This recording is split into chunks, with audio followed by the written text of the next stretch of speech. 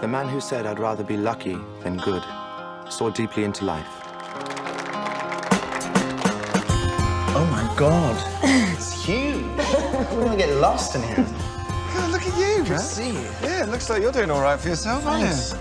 I got married. Very nice. Family's got nothing but money. He saw me across the room and he honed in on me like a guided missile. Chris? There you are. Just say your phone number, please. We never seem to find peace. You know it's been over a week since we made love. Chloe, I'm beat. We're always You're gonna do very well for yourself, unless you blow it And how am I going to blow it? by making a pass at me. So you are aware of your effect on men. I think I'd be something very special. And are you? Well, no one's ever asked for their money back. I don't think this was a good idea. You shouldn't have followed me here. Do you feel guilty? Do you? Are you having an affair? Of course I'm not. Don't be silly. I don't know what I'd do if I couldn't see you. I mean it. I don't know what I'm doing with you. You're never gonna leave Chloe. Maybe I will. Stop playing games with me. Keep your voice down. I don't fool myself that I haven't gotten used to a certain kind of living. Am I supposed to give it all up? Do you miss me? Are you mad calling me here? If you don't have the nerve to do it, I'll do it. So you're threatening me? If I don't do what you say, you're going to go to my wife. Hello? Who keeps calling? You have to protect me. My family, my marriage is at stake. You lied to me. You're a liar. You can learn to push the guilt under the rug and go on. Otherwise, it overwhelms you.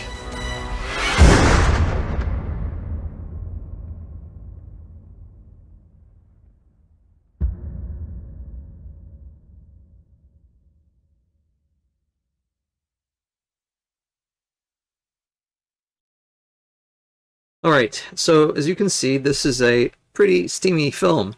And if you haven't seen it yet, I do recommend it. Anyway, the subtitle that I gave to my presentation is Match Point, Ethical Dilemma, Greed or Lust. Because the main character in this film is driven by greed and lust. And it's kind of the central idea in the film. So there are a couple of things that are going on here. The most important questions that Woody Allen seems to be asking here is what the nature of the universe is all about. Is the universe, he asks, a just and moral universe, or is it a universe that is completely uncaring about what is just, right, and good? And Woody Allen's answer to this question is an unequivocal, the universe doesn't care. It's completely disinterested in what happens to us as human beings. In fact, he seems to take the position here that what happens to us is mostly a matter of luck and fate, nothing more. And we have no real control over that. It's just something that is a matter of happenstance. And this idea of luck is presented at the very beginning of the film when the central character, Chris Wilton, compares life to a common phenomenon in tennis where during the play, the ball hits the top of the net. So this is what he says. The man who said, "I'd rather be lucky than good," saw deeply into life. People are afraid to face how great a part of life is dependent on luck. It's scary to think so much is out of one's control. There are moments in a match when the ball hits the top of the net, and for a split second, it can either go forward or fall back. With a little luck, it goes forward and you win. Or maybe it doesn't and you lose.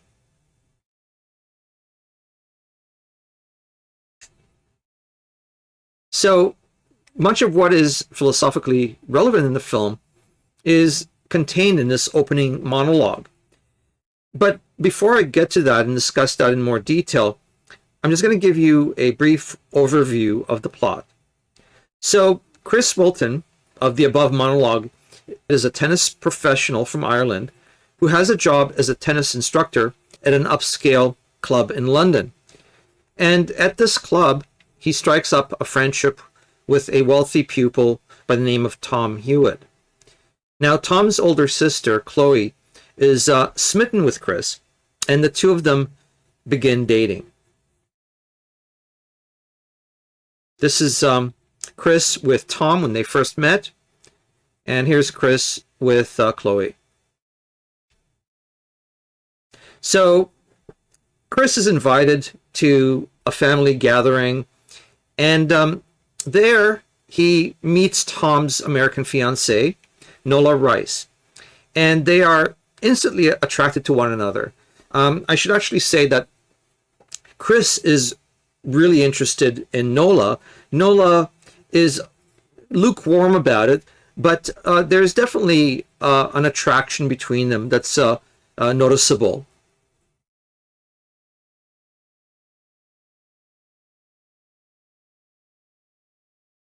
Now, Tom's mother, Eleanor, doesn't approve of her son's relationship with Nola. She thinks that Nola is not good enough for Tom, that she is a failure because she's a struggling actress who doesn't have work. And the relationship that Eleanor has with Nola is a source of tension in the family.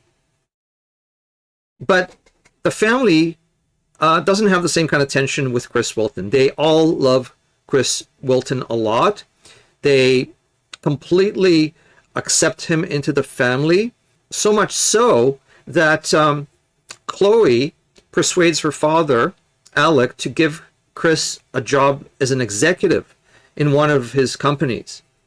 So Chris is completely accepted by the family, and eventually Chris and Chloe begin talking about marriage. Now, one afternoon, Nola has this major disagreement with Eleanor, and she leaves the house in anger during a thunderstorm. Now, all this time, Chris still has a major attraction for Nola. So he follows her out and confesses his feelings to her in the middle of a field, a hayfield, and they have passionate sex. So I guess you could say that they have a literal roll in the hay. Anyway, so they do it, and then Nola feels really guilty about it.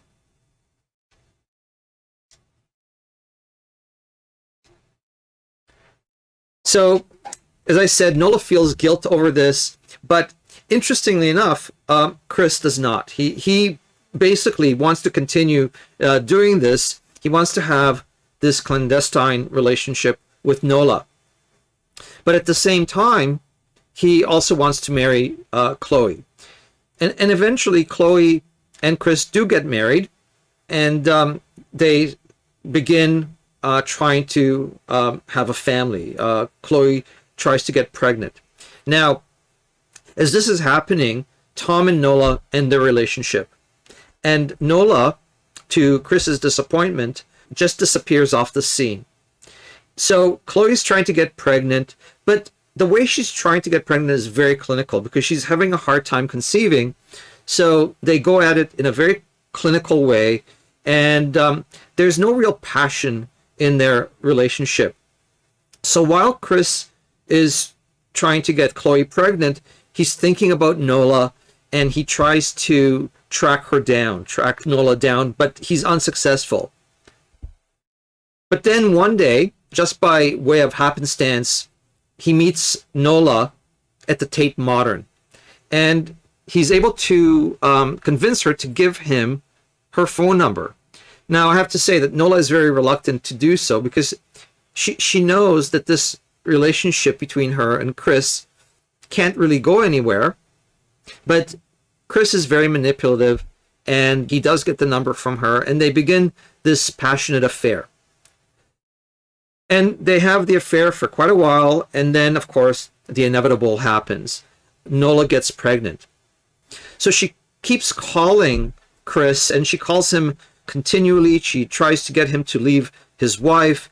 And then one day she calls Chris while he's spending time with his wife's family, and she informs him there that she's pregnant. And of course, Chris is completely shocked at this, and he's panicky, and he wants Nola to get an abortion. But Nola does not want to get an abortion, saying that she basically wants to raise the child with him. Now, Chris at this time is beginning to feel like he's being suffocated by Nola, and he doesn't really know what to do. He's basically had his fill of her, so he got what he wanted, and now he basically wants her to just go away, but she doesn't want to go away. She refuses to go away. She wants him to tell his wife that he got her pregnant, and she wants him to divorce his wife. And Chris is beginning to feel more and more trapped, and he lies all the time to both Chloe and to Nola. So at one point, Nola confronts him on the street outside the apartment, and he barely escapes public detection. So at this point, Chris doesn't really know what to do, and he begins to hatch a plan. And this is what he comes up with. He goes to his father-in-law's home. His father-in-law has some shotguns in the house that he uses for hunting. So he goes to the home, and he takes a shotgun from his father-in-law, and he carries it to his office in a tennis bag. And after work, when he leaves the office, he calls Nola on her mobile to tell her he has good news for her. Basically, Nola thinks that he's going to tell her that he asked Chloe for a divorce. But what Chris does instead is go to Nola's building.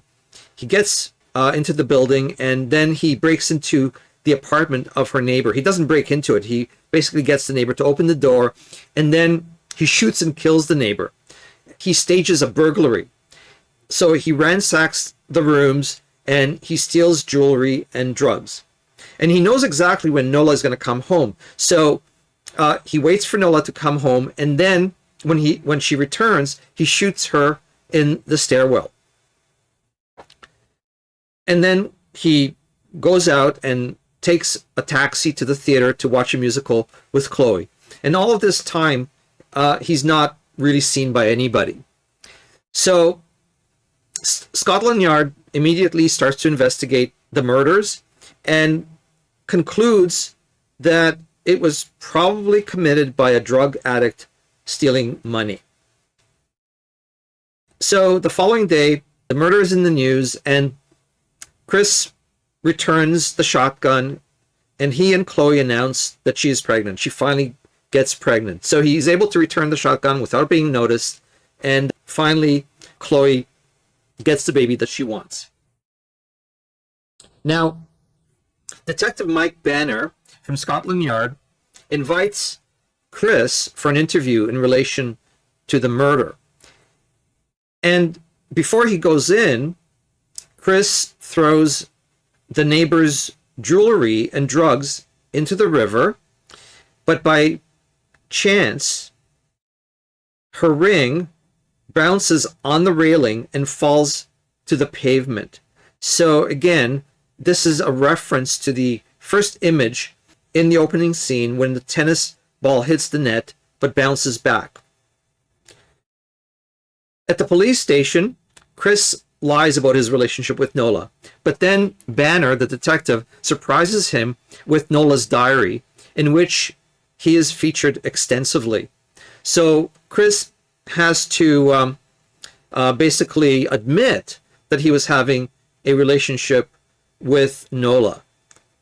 But he denies any link to the murder. And he also appeals to the detectives not to involve him further in their investigation because news of the affair would end his marriage. So one night, Chris sees an apparition of Nola and Mrs. Eastby, the neighbor, and they tell him to be ready for the consequences of his actions.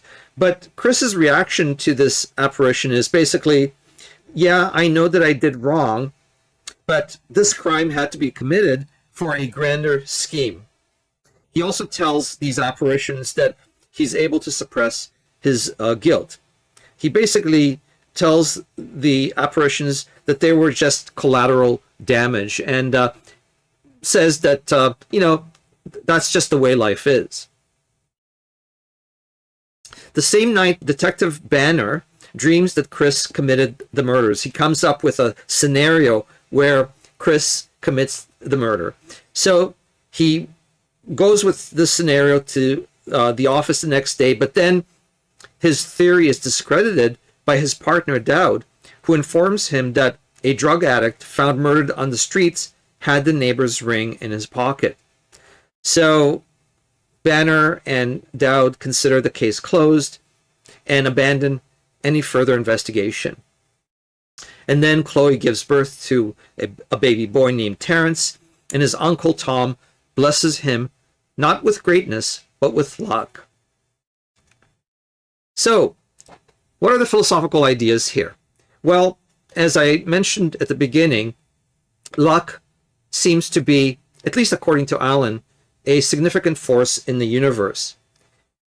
Because despite his corrupt moral nature, Chris Wilton comes out unscathed. In fact, he ends up affluent with a beautiful family and a loving wife. Now, it must be mentioned that Alan channels some ideas from Dostoevsky's Crime and Punishment in this film. In fact, early on in the film, Wilton is seen reading the novel.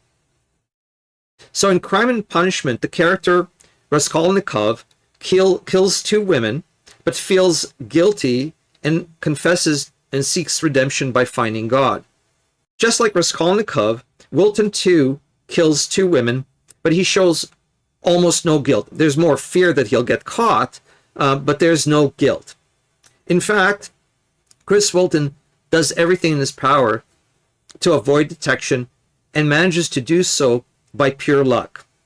Because, of course, had the ring fallen into the river, it would not have been picked up by the homeless person, and the detectives would continue to pursue Chris. So it was just pure happenstance, pure luck that enabled Chris to get off. So what Alan seems to be arguing is that there's neither a God, nor punishment, nor love. Chris Wilton is completely self-centered, and the thing that makes him act is greed and lust. He's lustful for Nola, and he's moved by that, and he's greedy for money, and he's moved by that, and that's why he marries Chloe, even though he feels absolutely no passion or real love for her. In fact, Wilton doesn't even think that what he does is a matter of choice, because in his universe, things happen because of fate and luck, nothing more. So for me, this is the biggest issue with the film, because Alan's thesis is nihilistic. It suggests that morality is superfluous and that there's no reason to avoid wrongdoing as long as one can get away with it. If this is Alan's message, it's problematic in that it does not conform to reality. While in the real world luck plays some role, it is not the main driving force. If we go back to Alan's tennis analogy, a tennis match is almost never decided on a lucky bounce. And the same is true with life.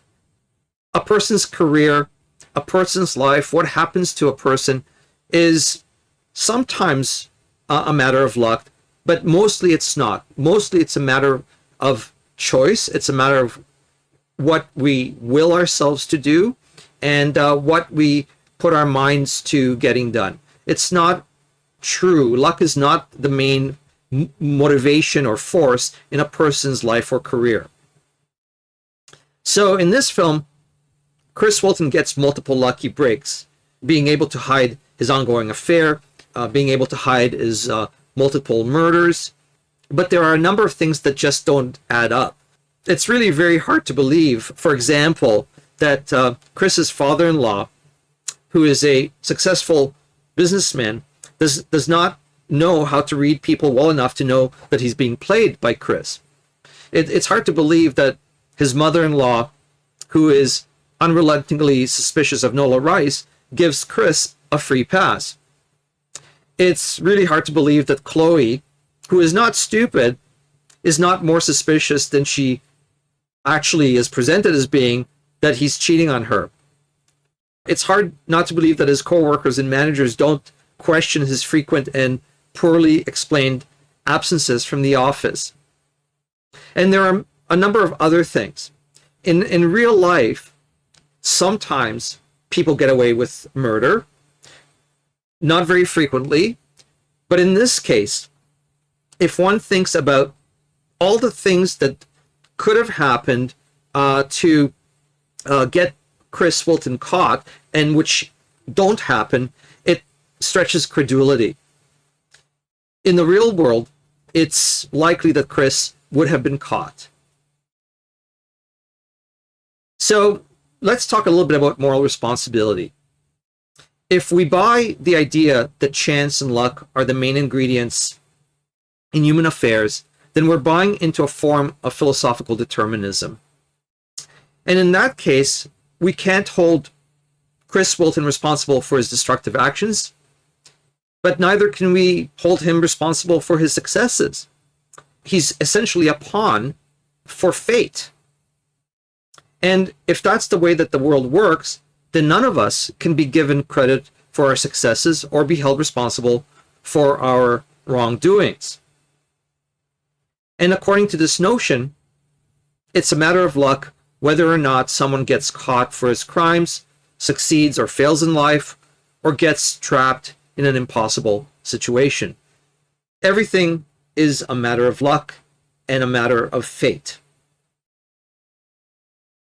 And if one accepts that chance plays a major role in life, one has to basically relinquish personal responsibility for how one's life turns out.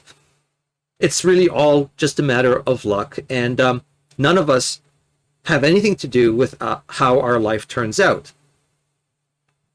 And for me, this form of moral nihilism is dangerous because it discourages active engagement in pursuing one's goals, while at the same time excusing and encouraging passive resignation to whatever happens in life.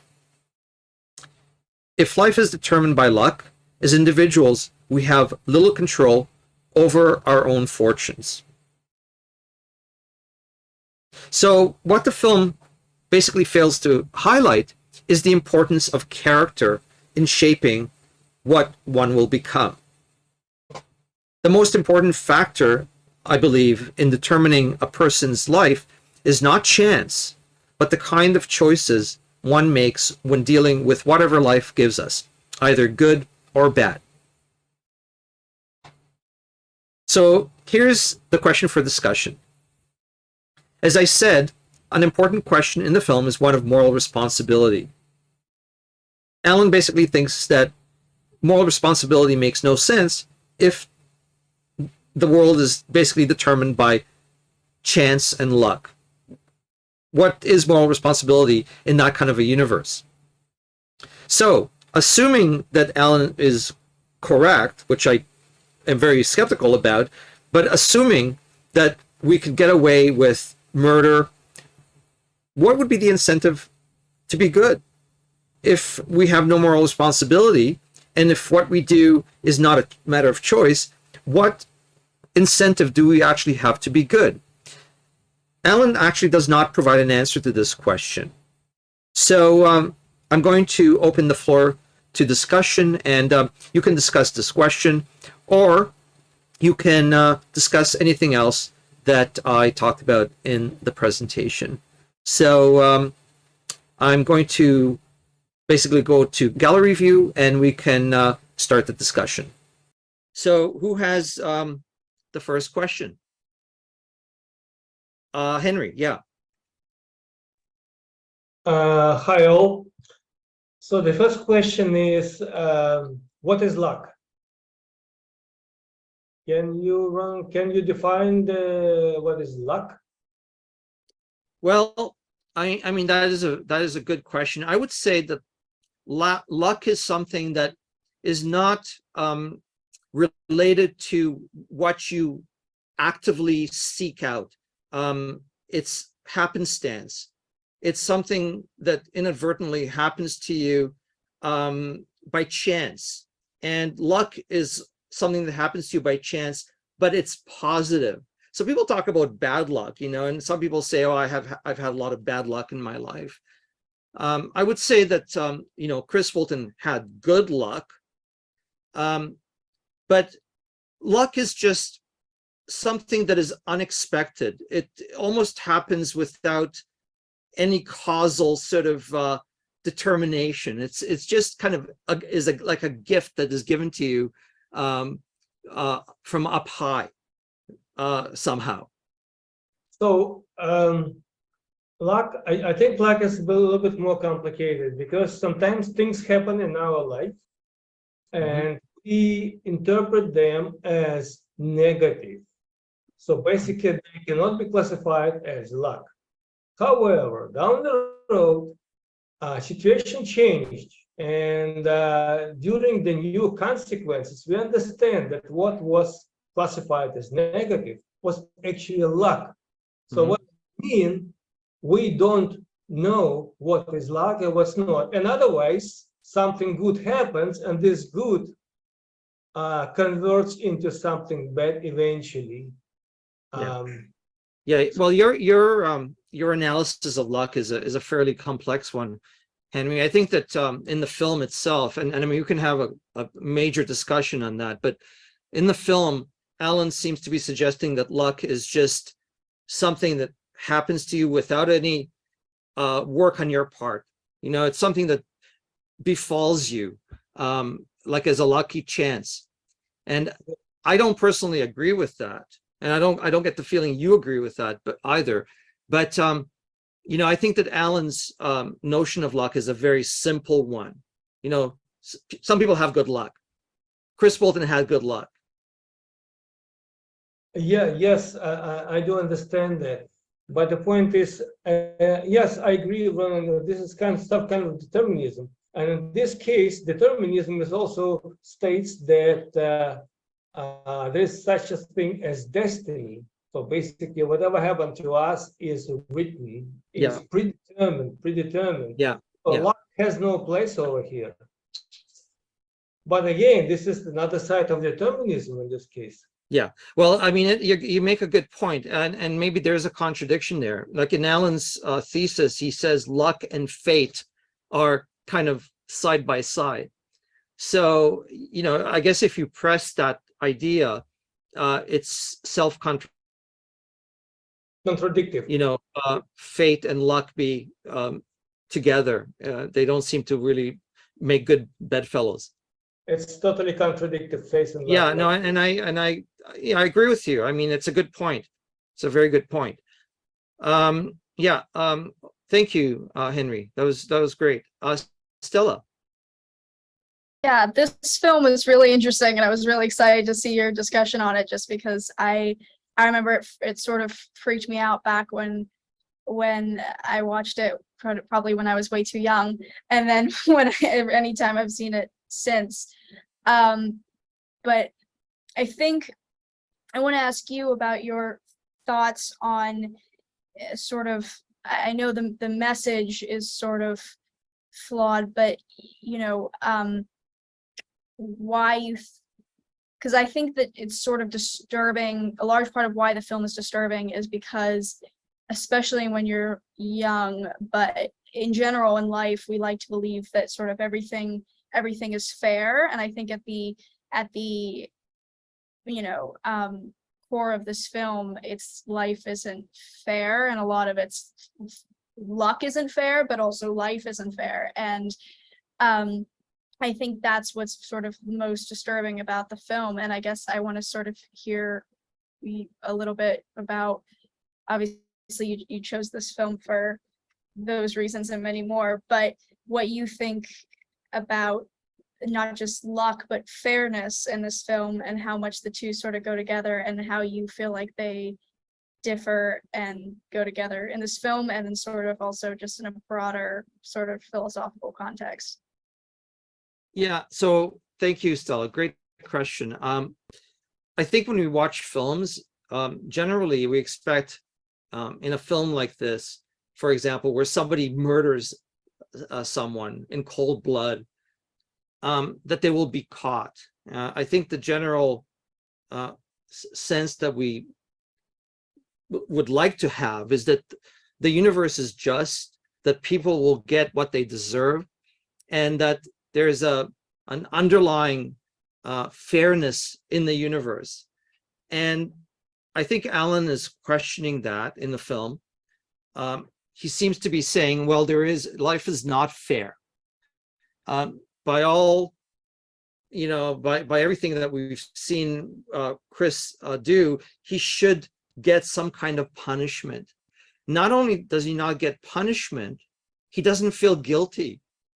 He just goes on and lives his life. And, it's very hard for us as a culture, as a society, as human beings, to acknowledge that sometimes people get away with crimes and with murder and with hurting people in real life, and they live a perfectly happy life. I think that Alan is maybe tapping into that sense of, how unfair life can be. And he's kind of wrapping it up in luck and fate. Some people are fated to have more luck and just be better off than other people. I mean, haven't you ever asked yourself, why was I lucky enough to be born in this wonderful country where I've got, everything, or I have wonderful parents, or I have everything that I want. I can go to the best schools, and other people are born in poverty and they live miserable lives, and they just are not happy human beings. Is it that I somehow worked for that, or is it just a matter of luck? It's a complicated question. But I think what Alan is doing here is highlighting how unfair life can be. But he's also saying, look, I think the universe is like that. He's making a bigger statement about the nature of the universe. He says the universe is like that. The universe is not a fair place. It's not a just place. There is no God. There is no fairness or justice there. I don't know if that answered your question. Oh, thank you. No, I wanted to hear more about that. No, thank you. You're welcome. Rick. Yes, just wanted to say, Woody Allen used to say he got kicked out of a university for cheating on his metaphysics final. Yeah, I know. Into the soul of the boy next to him. Yes, right. Yes. Anyway, again, he has these same themes again, and I think in an earlier movie he did Love and Death, which again satirizes Tolstoy rather than the other Russian guy, but and Ingmar Bergman also very much so. Yeah. But it was the thing again, so much of it, his luck that the main character had ended up being bad luck. Mm-hmm. His plot to assassinate Napoleon didn't work out, and he got sent to a firing squad, and an angel came down and told him he's going to be saved in the morning, and well, shit happened, and that was it. Yeah, I know he wasn't. Yeah, I know. Yeah, I know. And by the way, there's another film that has a very similar storyline as Matchpoint, and it's called Crimes and Misdemeanors. The big difference is that in Crimes and Misdemeanors, Judah Rosenthal, who is an ophthalmologist, so the idea is about seeing well, and this guy doesn't have good sight. He makes a mistake, right? Anyway, this character, Judah Rosenthal, also commits a murder. He kills his mistress, but unlike Chris Wilton, Judah Rosenthal feels guilty about it, and he feels guilty about it for, he kind of forgets, but he says, I still, it's on my conscience. But Chris Wilton doesn't seem to have that. He doesn't really have a conscience. There's something very dead in him. Now, Woody Allen does suggest that there's only one way. There's one way in which Chris Wilton is actually being punished, and that is in that he now knows for sure there's no God. So there's no hope for any redemption in the hereafter, right? He doesn't care about being redeemed, but he now must accept the fact that this is all we have. If he can get away with murder the way he got away with it, he says there is no God. For sure there's no God, because otherwise I would have been punished. John. Yeah, thanks, Ron. And there's two things really, 2 points I want to make. Firstly, my initial reaction to the film, this is when we were first looking at it, some months ago, I remember when we were all talking about it, is that if you take the point of view of, Aristotelian virtue ethics, that it's all about being the best person you can be, that ethics is an individual thing, and what you're supposed to be is, maximize your potential or whatever, then most of these ethical, dilemmas disappear. It's not a question of social justice or being justice. Chris Wilton is still a bad person, right? And he's failed, to be a good person. So that point of view, and I'd like to know, what weight you give on that version of ethics versus, the kind of society type thing. The other thing that I would like to just elaborate a little bit on, it's somewhat different point. I do take your point, as you say, that you make your own luck. I don't really accept the thesis as you do not. I mean, for example, is it just luck or chance that Woody Allen is a successful filmmaker? No, he had to work at it. He had to have talent in order to do it and succeeded. So I'd like your views on those two things. Well, I agree. I think that there's something very dead in Chris Wilton. Most people strive to be good for the sake of being good. I mean, even if there's no God, most people just want to do the right thing. And there's something very visceral about the right thing. The majority of people know what the right thing is.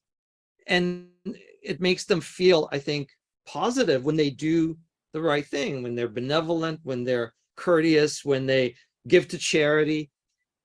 So I agree with you. The whole Aristotelian notion of virtue and Plato is an important component that's missed here.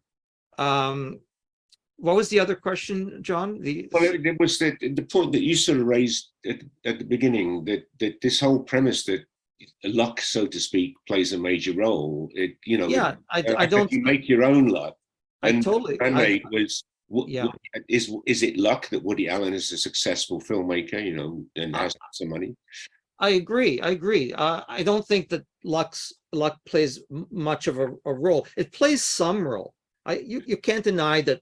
Well, I didn't choose to be born to my parents who were wonderful parents. I mean, that was just good luck for me.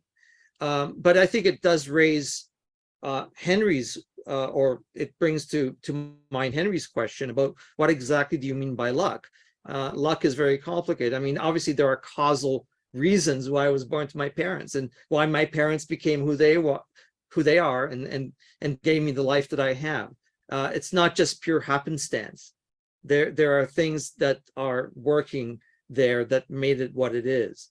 But I completely agree with you. I mean, this is what I like the film. The film is very engrossing and engaging, but I think some of the underlying message of the film, maybe I don't completely agree with. Thanks. Henry. Sorry, I have to come back. I just wanted to to touch the other subject, well, it's related. When we claim that, and this particular movie claims that universe doesn't care, or universe is indifferent. The point is our problem that we cannot go aside from applying our human moral rules to universe or to God, if you will. So we cannot say that God isn't just because something bad happened, because maybe God has a different purpose. And then this is our personal circumstances. We try to connect to the universe. Universe has different plans. Let's put it like that. And in this case, I personally enjoy connection to Stoicism when everything is accepted as it is, without labeling good or bad, because this is our personal interpretation connected to our personal life and our views and who we are. But again, who we are, it's irrelevant. Yeah. Yeah, I mean, I think that being who you are is very important. Could you apply that to Chris Wilton, though? I don't know. I think that Chris Wilton is ultimately a criminal. But I would venture to say that Chris Wilton does not represent the majority of human beings, because what is missing in Chris Wilton is balance, harmony. If you see the film, I mean, he's all over the place. He wants to have his mistress and he wants to have his money. He wants to have everything. And he doesn't know how to find a balance in his life. We make choices, all of us do, right? We choose this over that. We can't have everything. And I think the universe generally works that way. I mean, if you look at nature, the world around us, you do find the way that things interact and interconnect. There's a balance there. And the balance is not always pretty. Sometimes it's predatory, but like animals kill other animals for food, for example. But it does lead to balance in the end. And you're right. I mean, it may not be something that we enjoy looking at, but we know that in nature, well, predators eat other animals, and that's how things survive, and that's how things flourish, actually, although it's not pretty. We are supposed to. Yeah. Tori. Yeah. Sorry, Tori, you're gonna be the last one for this movie. Okay. Unfortunately, this is one of my favorite movies, and I'm fascinated by the actors, by the plot, and very good choice, actually, Ronan. It doesn't look philosophically, but you brought it very many good points. So, and after that, we go back to Sherman. Mm-hmm. Okay. Tori, you're the last one. Mm-hmm. Okay, last one. Well, good. And you, just to emphasize, Ronan, you did a great job profiling or framing the philosophical dimensions. And I just want to, go to what you said about character, and then what also John said. It sort of prompted me to think about, and also Henry's discussion of luck, and how an event that might be considered lucky to one person may be unlucky to somebody else. There's no, it's kind of a relative term to the character of the person and whatever they do with the event. There's a great book by James Hillman, and in fact, I have it right here, The Soul's Code, in Search of Character and Calling. And he profiles a lot of kind of celebrities, but not so much to say that, here's all these successful people, but he talks really about how they just knew in their character that they had this desire to be a bullfighter or an actress or a film director or whatever. And they were really given a lot of different, bad luck or good luck in their life. It's just their character was revealed in however they responded to it. Josephine, he compares Josephine Benton I'm sorry, Josephine Baker and Judy Garland. And, you know, both of them were very successful, but Josephine Baker really ended her life. She ended up, you know, losing her hair, going bald. She started an orphanage for children. She worked for the underground in France during the Nazi period. And, you know, very, in effect, successful. Judy Garland started off very successful as a child actress, and yet she died alone in a London hotel and all this kind of thing. So it's really, the point being is whatever life is given to you, how you respond to it will reveal your character. And your character, as Heraclitus said, her character is destiny. You know, it in a sense, there's a determinism of your character, not so much the cosmos around you, so to speak. No, I completely agree with that. I think it's less luck, it's more paying attention. If you pay attention to what's around you and you seize hold onto things that can, you know, give you a lift, that can help you. It's like, you know, paying attention to the wind, and you can fly with it, you know, and that's part of character. And I agree with that. Yeah. Okay, good. Thanks. Yeah. Well, thank you, everybody. I think we need to move on to the next presentation. I appreciate the questions. Thank you.